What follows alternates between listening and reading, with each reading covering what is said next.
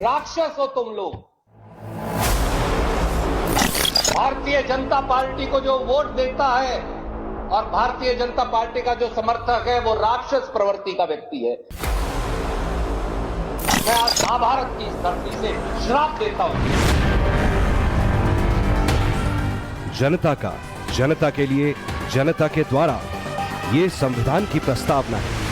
राक्षस हो तुम लोग। ऐसे में कांग्रेस सांसद रणदीप सिंह सुरजेवाला का ये अहंकार नहीं तो और क्या है, जो वो बीजेपी को वोट देने वाली जनता को राक्षस बता रहे हैं। राक्षस हो तुम लोग। भारतीय जनता पार्टी को जो वोट देता है और भारतीय जनता पार्टी का जो समर्थक है वो राक्षस प्रवृत्ति का व्यक्ति। राक्षस हो तुम लोग।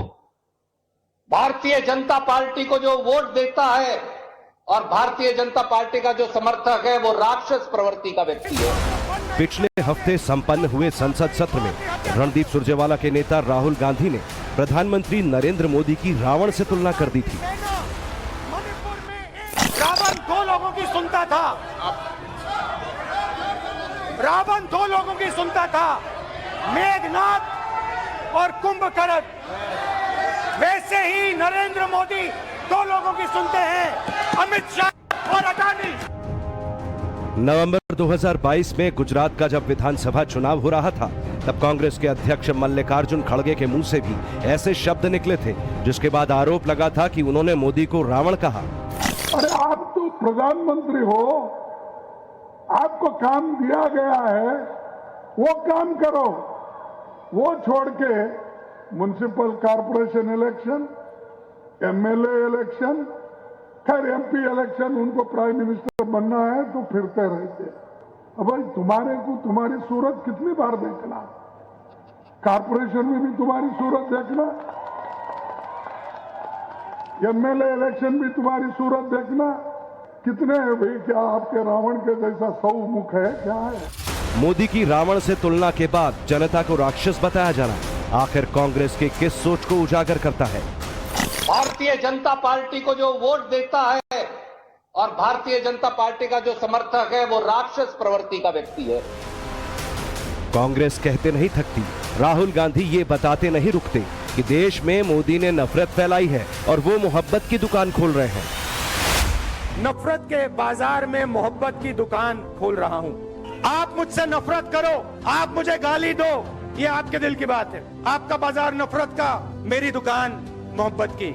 और मैं सिर्फ अपनी बात नहीं कर रहा हूं, ये पूरा का पूरा जो संगठन है जिसने इस देश को आजादी दी, महात्मा गांधी जैसे लोग, जवाहरलाल नेहरू, सरदार पटेल, अंबेडकर जी, आजाद, इन सब ने नफरत के बाजार में मोहब्बत की दुकान खोली थी। यही हम करते हैं। वाह जी वाह, क्या कांग्रेस की मोहब्बत की दुकान का प्रोडक्ट है जनता को कटघरे में खड़ा करना। राक्षस हो तुम लोग। राक्षस हो तुम लोग। ये बात सही है कि रविवार को हरियाणा के कैथल में रणदीप सुरजेवाला जन आक्रोश रैली में वहां की बीजेपी सरकार के खिलाफ हल्ला बोल रहे थे। उनको अधिकार है कि वो बीजेपी को कटघरे में खड़ा करें, सरकार से सवाल पूछें। लेकिन भाई ये क्या बात थी, जिस जनता ने उन्हें चुना वही राक्षस हो गई। राक्षस हो तुम लोग। भारतीय जनता पार्टी को जो वोट देता है और भारतीय जनता पार्टी का जो समर्थक है वो राक्षस प्रवृत्ति का व्यक्ति। राक्षस हो तुम लोग।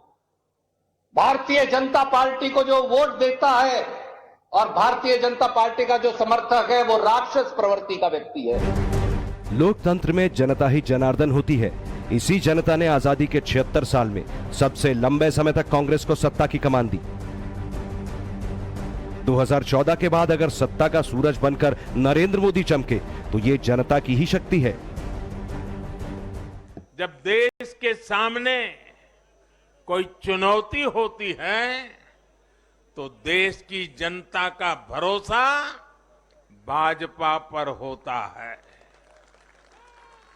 जब देश पर कोई संकट आता है तो देश की जनता का भरोसा भाजपा पर होता है। जब देश बड़े लक्ष्य तय करता है तो उनकी प्राप्ति के लिए देशवासियों का भरोसा भाजपा पर होता है। मैं आज महाभारत की इस धरती से श्राप देता हूं जनता को ही श्राप देने वाली इस सोच के बरक्स जरा याद कीजिए नरेंद्र मोदी की जीत के बाद का नैरेटिव। 2014 में बीजेपी को मिले मत प्रतिशत के आधार पर कुछ लोगों ने कहा कि बीजेपी को सिर्फ 31% भारत ने चुना। 2019 में बीजेपी को मिले 37.4% वोटों के बाद ये कहकर जीत को कमतर आंकने की कोशिश की गई कि बीजेपी को दक्षिण का समर्थन नहीं। क्या जो लोग अब खुद को INDIA कहने लगे हैं उनकी सोच जनता के फैसलों पर सवाल उठाने की है? यहां बात रणदीप सुरजेवाला के किसी एक बयान की नहीं। याद कीजिए 2.5 साल पहले राहुल गांधी ने क्या कहा था। फरवरी 2021 में अमेठी से हार जाने वाले राहुल गांधी के बयान का लब्बो-लुआब था कि पूरा उत्तर भारत ऐसा है जिसे मुद्दों की समझ नहीं।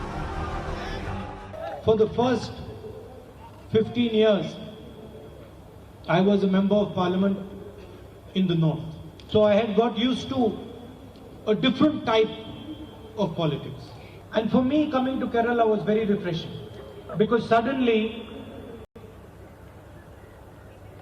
I found that people are interested in issues. And not just superficially, but going into detail in issues. Rahul Gandhi को अमेठी ने 15 साल तक अपना सांसद प्रतिनिधि बनाकर रखा। राहुल गांधी से पहले अमेठी को गांधी परिवार की सीट माना जाता था, लेकिन तब पीढ़ियों से एक ही राजनीतिक विचारधारा का समर्थन करने वाली किसी इलाके की जनता ने जब अपना मन बदला तो क्या जनता को दोष दिया जाना चाहिए? राहुल गांधी को फिर से अमेठी से दांव आजमाने का अधिकार है। हो सकता है कि कांग्रेस के रणनीतिकार अमेठी से राहुल को दोबारा चुनाव लड़ने को ही कह दें। और इस बात का ही क्या भरोसा कि वही लोग जिन्होंने आज नरेंद्र मोदी को देश की कमान दी, कल उनका मन बदल जाए।